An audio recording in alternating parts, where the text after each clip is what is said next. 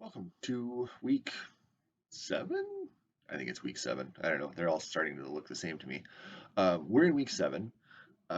We are talking about acids and bases, and we're talking about substitution reactions, Bronsted-Lowry acid-base reactions in particular. And we're going to continue to do that, and we're going to finish those up, and we're going to move into addition reactions, which should be a pretty smooth transition because a lot of the same things are still true.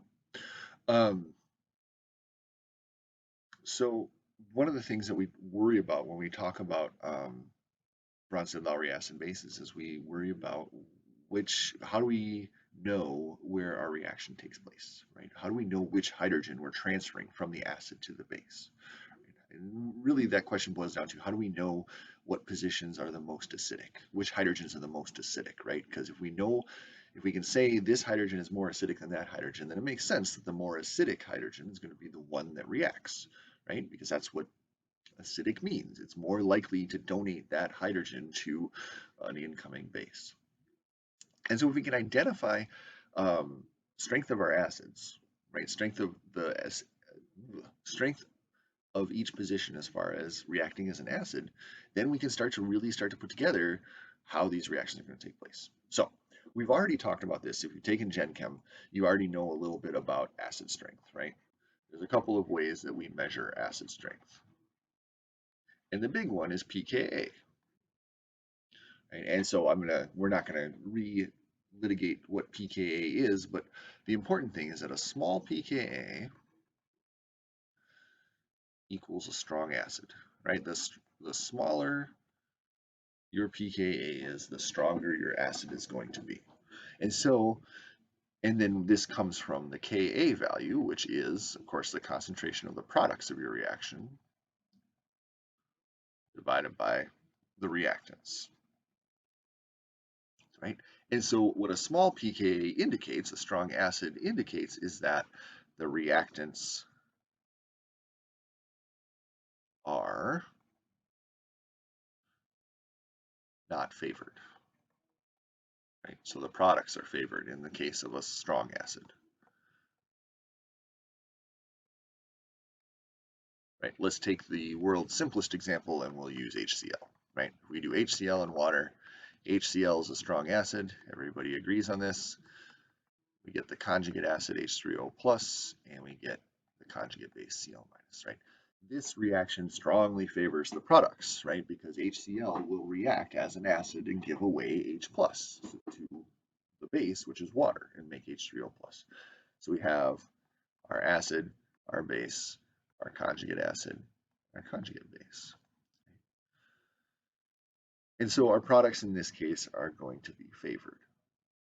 And what that means is that there is very little reaction going back in the other direction. The conjugate acid and the conjugate base don't combine to reform HCl and H2O, which means, if we think about it, that H3O+ is a weaker acid than HCl, and Cl- is a much weaker base than H2O.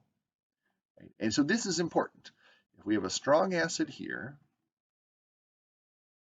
that means that the conjugate base is weak.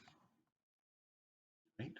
Because that's basically the definition of a strong acid. A strong acid pushes the equilibrium towards the products, which means that this reactive bit here, the conjugate base, is not that reactive. And so the weak base never pushes the reaction back the other direction.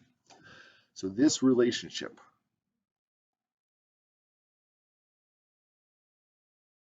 is always true, and it's one of the most important ideas that we are going to come across in this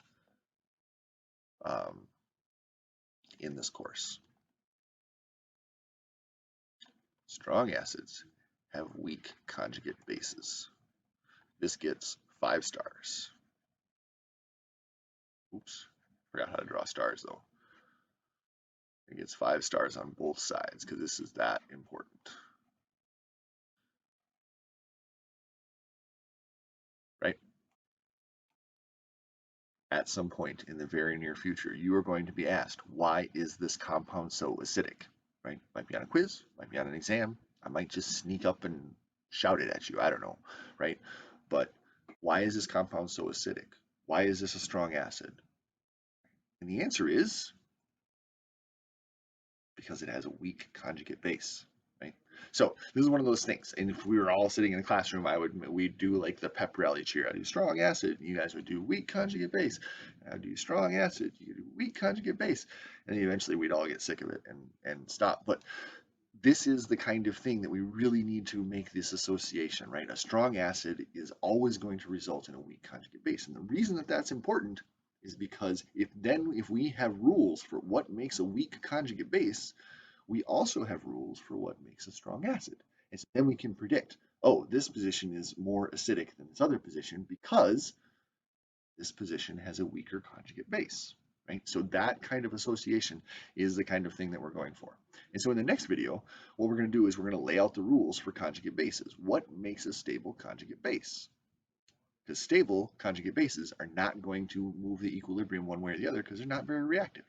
And so when I say stable conjugate base, what I really mean is weak conjugate base, right? And so in this case, a stable conjugate base